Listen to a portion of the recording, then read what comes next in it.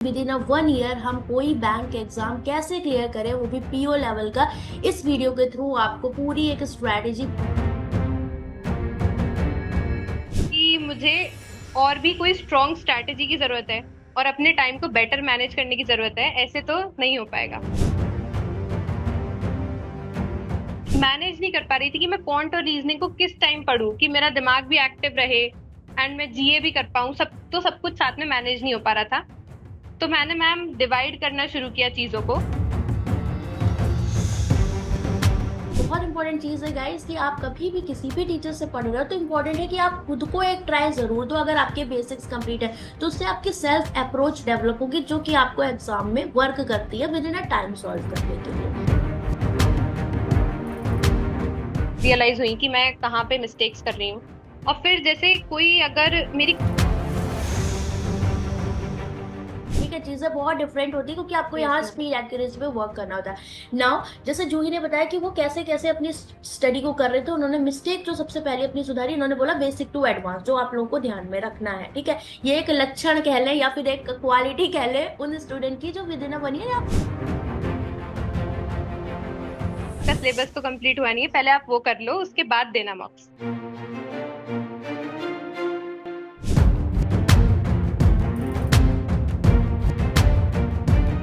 Hello everyone, this is Meenakshi and welcome to Guidely. So guys, आज हमारे साथ है यहाँ पर एक आईबीपीएस पीओ सेलेक्टेड कैंडिडेट जिन्होंने विद इन अ 1 ईयर ये एग्जाम क्लियर किया हुआ है। और ये वीडियो आपके लिए काफी इंपॉर्टेंट रहने वाली है क्योंकि कहीं ना कहीं जिन स्टूडेंट्स के मन में एक डाउट रहता है कि विद इन अ 1 ईयर हम कोई बैंक एग्जाम कैसे क्लियर करें, वो भी पीओ लेवल का, इस वीडियो के थ्रू आपको पूरी एक स्ट्रेटेजी पता लगेगी जिस स्टूडेंट ने हाल ही में एग्जाम क्लियर किया हुआ है, या फिर हम कह सकते हैं new born banker. So very very congratulation Juhi आपको। Thank you ma'am, thank you so much. हाँ, तो सबसे पहले जूही, आप कहाँ से बिलोंग करते हो? Ma'am I belong from Bhopal, the city of lakes. Okay, and आपका ग्रेजुएशन किस फील्ड में रहा था? मैम मेरा ग्रेजुएशन रहा था बीएससी केमिस्ट्री ऑनर्स में। ओके, और जूही ने यहाँ पर ईडब्ल्यूएस से आईबीपीएस पीओ 2024 यहाँ पर क्लियर किया हुआ है। सबसे पहले जूही, मैं यहाँ पर आपसे ये पूछना चाहूंगी कि आपने जो अपनी प्रिपरेशन स्टार्ट करी थी उसके कुछ स्टार्टिंग पॉइंट्स बताए, ताकि वो एक बिगनर के लिए कोई स्टार्ट करते तो कैसे आपने स्टार्ट किया था? मैम इनिशियली जैसे ही मेरी ग्रेजुएशन कंप्लीट हुई, so I was left with no choice. Like BSc के बाद उतने अच्छे प्लेसमेंट्स नहीं आपको देखने को मिलते हैं। कि जितने भी प्लेसमेंट्स मुझे मिल रहे थे मोस्टली 15 to 20,000 इस रेंज में थे per month. So I was like कि अब क्या कर सकती हूँ मैं। सो मैं जब अपने लिए ऑप्शंस ढूंढ रही थी, at that time I came across this banking exams. And उस टाइम मुझे पता चला कि आईबीपीएस पीओ, एसबीआई पीओ ऐसे एग्जाम्स रहते हैं जिसमें मैथ्स और इंग्लिश, रीजनिंग, जीए ये सब सिलेबस रहता है। तो इसे देख के मुझे एक फील आई कि हाँ, ये वाले एग्जाम्स ऐसे एग्जाम्स हैं जो मैं इजीली कुछ टाइम में प्रिपेयर करके अच्छे से सही जगह पे सही स्ट्रैटेजी से मेहनत करके क्लियर कर सकती हूँ। तो मैम मैंने स्टार्टिंग करी यहाँ से। एंड उस टाइम मैंने गाइडली का पीडीएफ कोर्स और गाइडली के मॉक्स लिए थे। तो मैम उसी से मैंने सिलेबस को कंप्लीट करना स्टार्ट किया। तो आपने बेसिक्स पे, जैसे कि ये सबसे पहली चीज आती है कि आपने विद इन अ 1 ईयर ये एग्जाम क्लियर कर लिया, तो हम इसी पॉइंट को यहाँ पर पॉइंट आउट करना चाह रहे हैं उन एस्पिरेंट्स के लिए जिन्होंने अपनी अभी तैयारी 2025 के एग्जाम्स के लिए रखी हुई है। ठीक है, तो जैसे कि आपने मेरे साथ डिस्कस किया कि मैंने फर्स्ट टाइम जब आईबीपीएस पीओ दिया था तो वो मेरी 2 से 3 महीने की प्रिपरेशन थी, तो उसमें आप उसको फाइनली यस। अचीव नहीं कर पाए। ठीक है, तो वो जो वहां से जो 2 महीने आपने स्टार्ट किए तो यहाँ तक का जो आपका सफर रहा है, इसको आप मेरे को थोड़ा सा शॉर्ट में बताओ कि क्या क्या चीजें थी। सबसे पहले हम बेसिक्स से स्टार्ट करेंगे कि आपने बेसिक्स को कितना टाइम दिया, कैसे प्री मेंस को मैनेज किया और कैसे मॉक टेस्ट दिए थे। तो आप वन बाय वन सारा जो भी मतलब आपने तैयारी एक स्टूडेंट को करनी चाहिए वो आप अपने सेल्फ खुद से बता दीजिए। ओके मैम, मैं मैम इसमें तो अपनी थोड़ी सी जो मिस्टेक्स मेरी रही पहले वाले उसमें, वो भी हाँ, मैम मैं कवर कर सकती हूँ। बिल्कुल बिल्कुल, जहां पर भी कोई पॉइंट लगेगा मैं आपसे पूछ लूंगी कि हाँ जो ही इसको एक्सप्लेन कर दो, आप अपने हिसाब से बताओ। Okay ma'am. मैम तो मैंने जब प्रिपरेशन स्टार्ट करी तो इनिशियली मैंने काफी यूट्यूबर्स की, काफी टीचर्स की, काफी मैंने वीडियोस वगैरह देखी। एंड आई रियलाइज्ड कि हाँ, मतलब मैं स्टार्ट करती हूँ प्रिपरेशन करना। तो उस टाइम मेरी स्ट्रैटेजीज जो थी वो दूसरों के ऊपर बहुत बेस्ड थी, कि जैसे किसी ने कह दिया कि हम टू डू लिस्ट में ये चीजें करते हैं, तो आई वाज लाइक कि सब ये कर रहे हैं तो मे बी ये करने से मुझे हेल्प मिलेगी। बट जब और फिर मैंने मैम सिलेबस तो 2-3 मंथ्स में बेसिक सिलेबस जो था वो मैंने कंप्लीट कर लिया था, क्वांट का भी और रीजनिंग का भी। एंड इंग्लिश मैम मैं सीबीएसई से थी, और फिर मैंने मतलब डिबेट स्पीच कॉम्पिटिशन्स में भी पार्टिसिपेट कर रखा है, तो इतनी एज सच इंग्लिश में कोई प्रॉब्लम नहीं आई। उसके लिए मैंने जितने भी था बस मॉक से ही प्रैक्टिस करी। क्वांट और रीजनिंग का सिलेबस बस मैंने प्री तक का कंप्लीट कर लिया था, एंड प्री मेरा 2023 में मैम निकला भी। ओके। बट मेंस में आई रियलाइज कि मुझे और भी कोई स्ट्रॉन्ग स्ट्रैटेजी की जरूरत है, और अपने टाइम को बेटर मैनेज करने की जरूरत है, ऐसे तो नहीं हो पाएगा। देन मैम जब मेंस में मैं अच्छा परफॉर्म नहीं कर पाई लास्ट ईयर, उसके बाद मैंने फिर अपनी स्ट्रैटेजी को थोड़ा चेंज किया। जैसे यूजुअली क्या होता था प्री तक, जब तक मतलब लास्ट ईयर तक मैं जो भी पढ़ती थी मैं रोज डेली जीए पढ़ रही थी, एंड अपॉन दैट मेरा जो रीजनिंग और क्वांट के बेसिक्स हैं वो भी क्लियर नहीं हो पा रहे थे। ओके। मतलब जीए भी को भी मैं रोज 2-3 आवर्स दे रही हूँ, उसके नोट्स बना रही हूँ, प्लस मैं मैनेज नहीं कर पा रही थी कि मैं क्वांट और रीजनिंग को किस टाइम पढूं कि मेरा दिमाग भी एक्टिव रहे एंड मैं जीए भी कर पाऊँ, सब कुछ साथ में मैनेज नहीं हो पा रहा था। तो मैंने मैम डिवाइड करना शुरू किया चीजों को। मैंने सोचा कि मैं इतने फिक्स टाइम में पहले क्वांट के सारे टॉपिक्स को जित कवर करूंगी, फिर उसके बाद मैं रीजनिंग के सारे टॉपिक्स को कवर करूंगी। और इस टाइम पर मैंने जीए पढ़नी बिल्कुल छोड़ दी थी, क्योंकि मुझे पता था कि अब नेक्स्ट वाले एग्जाम्स ही मुझे टारगेट करने हैं। तो जीए मैंने उस टाइम फिर पढ़नी छोड़ दी, and I targeted completely for quant reasoning. And quant के लिए एंड रीजनिंग के लिए मेरी मोर और लेस सेम ही स्ट्रैटेजी थी कि सबसे पहले मैंने टॉपिक वाइज कंप्लीट किया। और सबसे बड़ी मिस्टेक जो मैंने भी इनिशियली करी थी और सब लोग करते हैं, कि वो प्री और मेंस के सिलेबस को बहुत अलग अलग कंसिडर करते हैं, कि पहले हम प्री का सिलेबस कवर करेंगे, प्री का लेवल करेंगे, फिर मेंस का करेंगे। ये तो दुगनी ये मेहनत मुझे बहुत आपके लिए एक तरह से टाइम भी डबल जाता है और आपका एफर्ट भी डबल जाता है जब आप प्री और मेंस को इंडिविजुअली करते हो यहाँ पर सेपरेट करके। Yes ma'am, yes ma'am. तो बिल्कुल। जो सेकेंड टाइम मैंने जो प्रिपरेशन करी उसमें मैंने चीजों को टॉपिक वाइज लिया, कि क्वांट में जितने भी टॉपिक्स हैं, अगर मैं प्रॉफिट एंड लॉस कवर कर रही हूँ तो मैं पूरा बेसिक से एडवांस तक पूरा कवर करूंगी, अगर मैं बिल्कुल। रीजनिंग कवर कर रही हूँ तो बेसिक से एडवांस तक पूरा कवर करूंगी। तो इस तरीके से जब मैं चली तो मेरा सिलेबस भी अच्छे से कंप्लीट हुआ, कॉन्सेप्ट्स भी बिल्ड हुए। फिर सेकंड चीज जो मैंने करी, सेकंड स्टेप जो मेरा था रीजनिंग और क्वांट्स दोनों के लिए, वो था मेरी एक्यूरेसी। मैंने मतलब ऐसा समझ लीजिए कि यूट्यूब पे आपकी भी और जितने भी टीचर्स की वीडियोस आती थी, मैं पहले उन्हें लगाती थी, पहले मैं पॉज करती थी, क्वेश्चन देखती थी, खुद सॉल्व करने की कोशिश करती थी, फिर उसके बाद में प्ले करती थी और देखती थी कि टीचर ने क्या किया है, फिर उस हाँ, मैं हिसाब से आई यूज टू। थोड़ा सा इंटरप्ट करना चाहूंगी। जूही ने जो ये बात बोली है ये फ्लो में जा रही है, तो आप इस पे मैं इस चीज को बोलना चाहूंगी कि ये बहुत इंपॉर्टेंट पॉइंट है जो इन्होंने बोला सक्सेस के लिए, कि इन्होंने वीडियो को पॉज किया, देन सेल्फ ट्राई किया, मतलब अपने आप को आपको पहले ट्राई करना है। ठीक है, फिर इन्होंने टीचर के अप्रोच को देखा, तो इससे क्या हुआ, इन्होंने एक थोड़ा सा पहले कॉन्फिडेंस आपका डेवलप हुआ कि हाँ आप उस क्वेश्चन को अप्रोच कर रहे हो। मोस्टली स्टूडेंट्स क्या करते हैं, वो एकदम डिपेंडेंसी में चले जाते हैं जब वो यूट्यूब से पढ़ रहे होते हैं। ये भी एक बहुत बड़ा पॉइंट है, ऐसे मैं टीचर हूँ मुझे बोलना नहीं चाहिए, लेकिन एस्पिरेंट के पॉइंट ऑफ व्यू से ये बहुत इंपॉर्टेंट चीज है गाइस, कि आप कभी भी किसी भी टीचर से पढ़ रहे हो तो इंपॉर्टेंट है कि आप खुद को एक ट्राई जरूर दो। अगर आपके बेसिक्स कंप्लीट है तो उससे आपकी सेल्फ अप्रोच डेवलप होगी, जो कि आपको एग्जाम में वर्क करती है with in a time solve करने के लिए। ठीक है, अब जो ही कंटिन्यू कर। Yes ma'am. तो ऐसे मैम मुझे रियलाइज हुई चीजें, अपनी गलतियां रियलाइज हुई कि मैं कहाँ पे मिस्टेक्स कर रही हूँ। और फिर जैसे कोई अगर मेरी कंटिन्यूअस कहीं पे अगर मिस्टेक हो रही होती थी, for example SICI was one topic जो मेरे को बहुत दिक्कत देता था, कि मैं सॉल्व करती थी एंड कहीं ना कुछ करके वो गलत हो जाता था।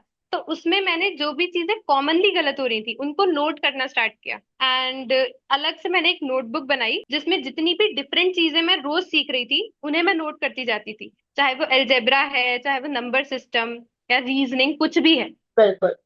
तो that helped me a lot, कि मैं जब भी फिर अगर वो टॉपिक छोड़कर मैं नेक्स्ट टॉपिक पे जाती भी थी, तो अगर मुझे एक कॉम्प्रिहेंसिव पूरा मिसलेनियस रिवीजन करना है तो I just went through that notebook and सब मेरे दिमाग में रिवाइज हो जाता था। ये भी बहुत इंपॉर्टेंट है रिवीजन, जैसे इन्होंने बोला। बहुत सारे स्टूडेंट्स को लगता है कि सिर्फ प्रैक्टिस से हो जाएगा, but practice is important, but जो आपने कॉन्सेप्ट्स पढ़ रखे हैं उनका रिवीजन भी इम्पोर्टेंट है, बिकॉज आप नया नया पढ़ रहे होते हो। आपने जो एकेडमिक पढ़ाई करी है और इसमें बहुत डिफरेंट होता है, ठीक है, चीजें बहुत डिफरेंट होती है, क्योंकि आपको यस यहाँ मैम। स्पीड एक्यूरेसी पे वर्क करना होता है।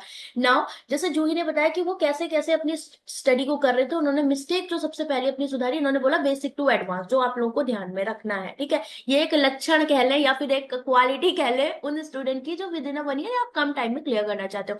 अब जो ही सेकंड पॉइंट ये मैं यहाँ बोलना चाहूंगी, मान लो बेसिक्स कवर कर लिए स्टूडेंट ने, 2 से 3 महीने मुझे लगता है एवरेज स्टूडेंट के लिए भी इनफ होता है, ठीक है।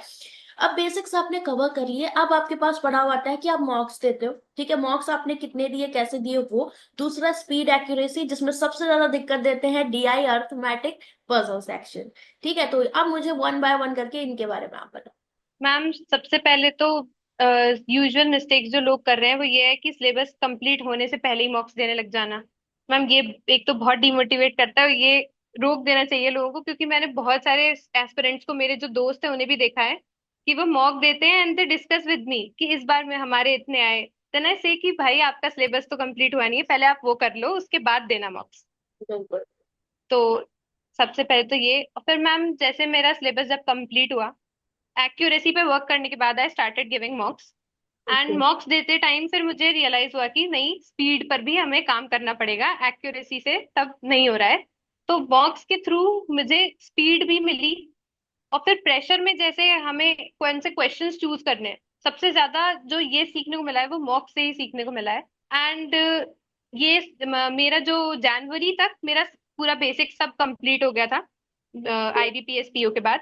तो मॉक्स को मैम मैं देखकर, मॉक्स में दे ही रही थी गाइडली, के मैंने परचेज कर रखे थे, तो गाइडली ओके। में जैसे हमको 2-3 इयर्स पुराने तक मॉक्स मिल जाते हैं। मैम वो मोर देन इनफ था, सेक्शनल भी और फुल मॉक्स के लिए भी।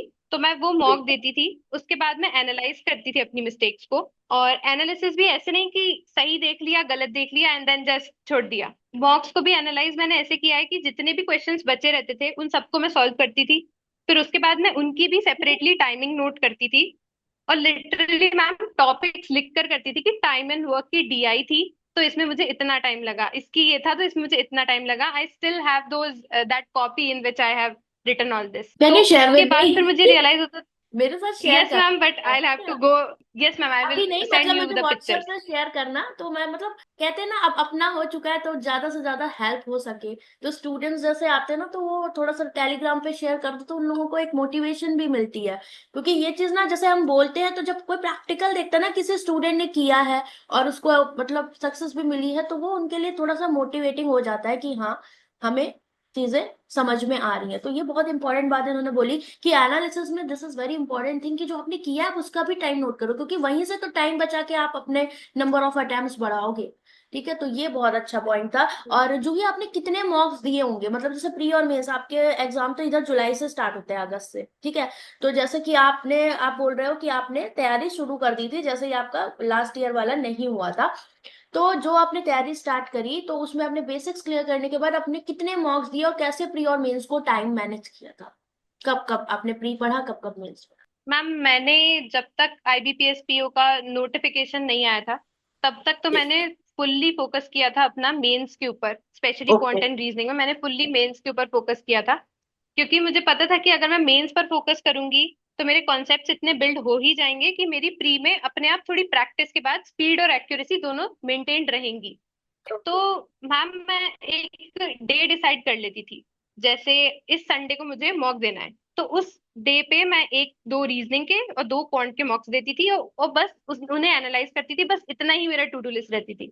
तो मैंने जनवरी से लेकर आप मान लीजिए जब तक नोटिफिकेशन नहीं आया, जुलाई अगस्त तक, मैंने यही प्रोसीजर फॉलो किया है। हर वीक मैंने मॉक्स दिए हैं, अपनी मिस्टेक्स को रेक्टिफाई करके नेक्स्ट वाले मॉक में अप्लाई किया है। तो इसी से आपको डे बाय डे इम्प्रूवमेंट्स भी दिखे होंगे और आपके मार्क्स भी इंक्रीज किए होंगे। तो आप लोग, एक चीज और मैं यहाँ पर बोलना चाहूंगी कि जो स्टूडेंट बोलते हैं ना कि हम 10 दिन में मार्क्स बढ़ा लें, तो ये एक प्रोसेस है गाइस, ठीक है, और टाइम लगता है। तो आपको एटलीस्ट इन चीजों को फॉलो करना पड़ेगा 2-3 महीने, क्योंकि मुझे लगता है मेंस में टाइम रिक्वायर्ड होता है, और बहुत सारे स्टूडेंट सोचते हैं प्री क्लियर हो जाए फिर मेंस पढ़ेंगे, जिस वजह से आपके 2-3 साल लग जाते हैं, ठीक है। तो अगर आपको अपनी प्रिपरेशन का टाइम रिड्यूस करना है, अपना सिलेक्शन जल्दी चाहिए, तो ये जो पॉइंट्स है ये रियलिस्टिक है और बहुत इंपॉर्टेंट है, जिन पे आपको वर्क करना चाहिए। इसके बाद जो ही मैं बोलना चाहूंगी, जैसे आपने बोला कि आप इस तरीके से प्री और मेंस के मॉक्स दे रहे थे, ठीक है। अभी बात ये आती है कि आप जैसे सिर्फ मॉक से ही प्रैक्टिस करते थे, या फिर आप कुछ डेली टारगेट्स बना के भी प्रैक्टिस करते थे, क्योंकि मॉक में तो आपको सारी चीजें मिसलेनियस वे में मिलती है, बट समटाइम्स हमारे टॉपिक्स भी वीक होते हैं, राइट, प्री के भी मेंस के भी, तो उसके लिए आप क्या वर्क मैम मेरे पास गाइडली का पीडीएफ बंडल था। And ma'am literally that is like a treasure of questions. मतलब आप एसबीआई पीओ मेंस से लेकर आईबीपीएस पीओ मेंस प्री, आपको कुछ भी चाहिए, इतने क्वेश्चंस हैं कि आप सॉल्व नहीं कर पाओगे। और वो करते बंडल में इतने प्लेंटी ऑफ क्वेश्चंस है कि आप मतलब डे 1 से लेकर डे 50 तक भी करते हो, तो जब आप डे 1 पे आओगे तो वो क्वेश्चंस वापस आपके लिए एकदम न्यू हैं, आप उन्हें भूल चुके होंगे। सो इतने नंबर ऑफ क्वेश्चंस है, और मैम उसने मेरा बहुत हेल्प करी है कि मैं वो क्विज फॉर्म में भी रहता है उसमें अवेलेबल, तो मैं क्विज फॉर्म में भी उसे लेती थी। जब जैसे मेरा मन नहीं होता था, जब लेथार्जिक फील होता था कि पीडीएफ से नहीं करना, तो मैं उसे क्विज फॉर्म में सॉल्व करती थी, फिर बाकी क्वेश्चंस को मैं पीडीएफ फॉर्म में कर लेती थी। मतलब वो डेली टारगेट के बेसिस पे आप उन्हें मैनेज करते थे, ठीक है। बहुत यस। सही। इसके बाद जैसे कि आपने आईबीपीएस प्री दिया, मेंस दिया, ठीक है, तो आपने लगभग कितने मॉक्स प्रैक्टिस कर लिए होंगे प्री और मेंस के, एक अप्रोक्सीमेट कोई आइडिया, सब मिला के, मॉक, सेक्शनल, मेंस, प्री के अलग बताना, मेंस के अलग बताना। Okay ma'am. मैम प्री के फुल मार्क्स तो आई रिमेम्बर मैंने 10 to 15 कुछ दिए थे, और सेक्शनल वाइज बात करें तो मैंने क्वांट के दिए होंगे और 5 रीजनिंग के। ओके। एंड इंग्लिश तो मेरा फुल मार्क्स के उससे ही हो रहा था। Okay. Coming to mains ma'am, mains में तो मैंने जितने गाइडली पे अवेलेबल थे मैंने सब दिए हैं, मतलब लास्ट ईयर के भी, और जो न्यू आ रहे थे वो भी मैंने उनमें तो कुछ नहीं छोड़ा था। तो एक चीज मैं यहाँ पर और बोलना चाहूंगी, जैसे कि जूही आई, मुझे पता है बहुत सारे स्टूडेंट की डिफरेंट डिफरेंट स्ट्रेटेजीज होती है और वीक एरियाज भी अलग होते हैं, ठीक है। जैसे इन्होंने यहाँ पर रीजनिंग और क्वांट को शुरू से ही पूरा प्री टू मेंस किया, बिकॉज कहीं ना कहीं इनके लिए वो नए सब्जेक्ट्स थे, और इंग्लिश इनके मॉक से हो रहे थे, क्योंकि वो इनका एक स्ट्रॉन्ग पार्ट था, जैसा इन्होंने यहाँ पर बताया। दूसरा पॉइंट गाइस जो इन्होंने सबसे इंपॉर्टेंट यहाँ पर शेयर किया, कि इन्होंने बोला, इन्होंने, आपने नोटिस किया, इन्होंने प्री के मॉक्स उतने नहीं दिए, बट इन्होंने मेंस कोई नहीं छोड़ा।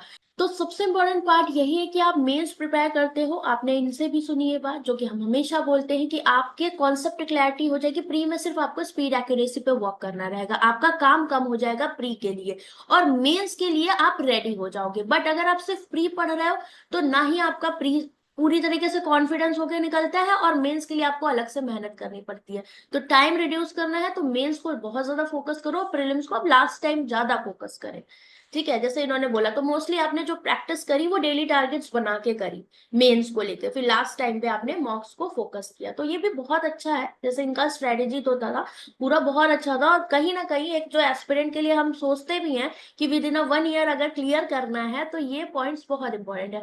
अब नेक्स्ट पॉइंट पे आते हैं, जो ही जनरल अवेयरनेस के सेक्शन को लेकर, क्योंकि अभी 3 सब्जेक्ट्स तो आपके स्ट्रॉन्ग चल रहे थे, जैसे जैसे आपने दो जो थे उनको स्ट्रॉन्ग किया, एक स्ट्रॉन्ग था ही। जीए के लिए आपने कब से वर्क किया, कितने महीने का पढ़ा था, और आप क्या एडवाइस करना चाहोगे जी। मैम जीए मैं एकदम स्टार्टिंग से आपको वापस ले जाना चाहूंगी, क्योंकि मैम मैंने बहुत बड़ी मिस्टेक करी थी अपनी इनिशियल प्रिपरेशन में, कि जीए को मैंने मैम जैसे ही मेरा कॉलेज फिनिश हुआ मैंने सोचा कि मैं बैंकिंग के लिए पढ़ती हूँ, मैम मैंने हम्म। क्वांट और रीजनिंग के साथ ही जीए के डेली वीडियोस और नोट्स बनाना शुरू कर दिए। मैम वो थोड़ा सा मेरे लिए थोड़ा सा एक सेटबैक रहा कि मैं प्रॉपर टाइम उन सब्जेक्ट्स को नहीं दे पाई जो मेरे स्ट्रांग हो सकते थे। ओके। तो इस प्रिपरेशन में मैम मैंने जो 3 to 4 मंथ्स पहले ही जीए पढ़ना स्टार्ट किया था। एंड मैं मंथली जीए कवर कर रही थी, एंड जो भी पीडीएफ्स रहती हैं वो मैं प्रिंट करवाती थी, और ओके। प्रिंट करवाने के बाद फिर उनको कवर करती थी, जो भी डाउट्स जैसे रहते थे, तो वो क्लासेस रहती ही हैं, तो उनसे ओके। मैं जिस भी दिन में मुझे डाउट रहता था मैं वहां से क्लियर कर लेती थी। बाकी गूगल वगैरह सब अपने पास अवेलेबल है ही, तो उधर से भी अपन कर सकते हैं। ओके, तो एंड मैम मतलब, जीए का, हाँ जी जी, बताइए बताइए। हाँ मैम जीए का सब यही एक बड़ी मिस्टेक मुझे लगती है कि लोग 1-1.5 घंटे वीडियो बाद में आपकी जो स्ट्रैटेजी है आप वैसे स्विच कर लीजिए, पर इनिशियल फेजेस में थोड़ा सा अवॉइड करना चाहिए। बिल्कुल, ये बहुत इंपॉर्टेंट पार्ट है जो आपने बोला कि यहाँ पर स्टूडेंट्स की सबसे बड़ी कमी ये रहती है, जैसे कि बहुत लोग कहते हैं शुरू से ही जीए पढ़ो, जैसे आपने बोला कि जब बेसिक से ही नहीं कवर है तो मुझे पहले उस पर फोकस करना था, बिकॉज मैं जीए पढ़ रही थी, तो मेरा बाकी मॉक में प्रीलिम्स में ही नहीं स्ट्रॉन्ग पॉइंट बन रहा था। तो जीए के लिए इन्होंने आपने 3-4 महीने पहले से तैयारी करी थी exam, right? Yes ma'am. Okay, आप मंथली यस कवर मैम। करते थे इन डिटेल, तो ये जीए की स्ट्रेटेजी बहुत सारे स्टूडेंट के लिए डिफरेंट डिफरेंट हो सकती है, बट ये भी एक स्ट्रेटेजी है जो इन्होंने यहाँ पर शेयर करी है। ठीक है, तो बहुत सारे स्टूडेंट एक मिथ बना लेते हैं कि डेली बेसिस पे ही पढ़ना है, तो प्रेशर देकर नहीं पढ़ना, आप अपने अकॉर्डिंग पढ़ो, वीकली पढ़ो, मंथली पढ़ो, वट जैसे भी आपको करना है करो। बट ये बहुत इंपॉर्टेंट जो फेजेस इन्होंने बोले, जो इन्होंने फॉलो किया और जिस वजह से इन्होंने एग्जाम क्लियर किया, वो बहुत इंपॉर्टेंट थे अभी तक जो हमने करे। इसके अलावा लास्ट स्टेप आता है जो ही इंटरव्यू का, राइट? तो इंटरव्यू कैसा गया, आपके कितने मार्क्स थे? मैम मेरे 71 मार्क्स थे। ओके, तो आपने कुछ मतलब किया था इसके लिए मॉक इंटरव्यूज या सेल्फ प्रिपरेशन थी? मैम सेल्फ प्रिपरेशन ही थी, मॉक इंटरव्यूज तो मैंने नहीं करे थे, बट मैम मैंने मतलब अपने फ्रेंड्स को बोला था कि आप मेरे इंटरव्यूज लीजिए। मैंने उन्हें पूरा सिलेबस जी जी वगैरह सब हाँ। बता दिया था, क्वेश्चंस। उससे प्रैक्टिस भी बहुत अच्छी होती है, क्योंकि आप उन्हें तो मल्टीपल टाइम्स दे सकते हो, वो तो हमेशा मेरे लिए अवेलेबल हो जाते हैं। यस। बहुत अच्छी चीज थी ये, ठीक है। Yes ma'am. और जनरल अवेयरनेस के मार्क्स कितने आए थे आपके मेंस जीए में? मैम मेंस में मेरे 9 मार्क्स कुछ थे मैम। ओके, ठीक है। तो ये बस मैंने इसलिए पूछा क्योंकि बहुत सारे स्टूडेंट अटेम्प्ट करके आते हैं यहाँ पर 30-25, फिर उनके मार्क्स आते हैं 1 या 2। तो बस मैं इस एग्जांपल को शेयर करना चाहती हूँ कि 9 मार्क्स वाले स्टूडेंट्स भी पीओ फाइनल निकालते हैं। तो जितने क्वेश्चंस आते हैं जीए में मैम उतने करके आइए, ठीक है? जरूरी नहीं है कि यस आपको मैम, इससे मैं एक और चीज, बिल्कुल बिल्कुल ऐड कर।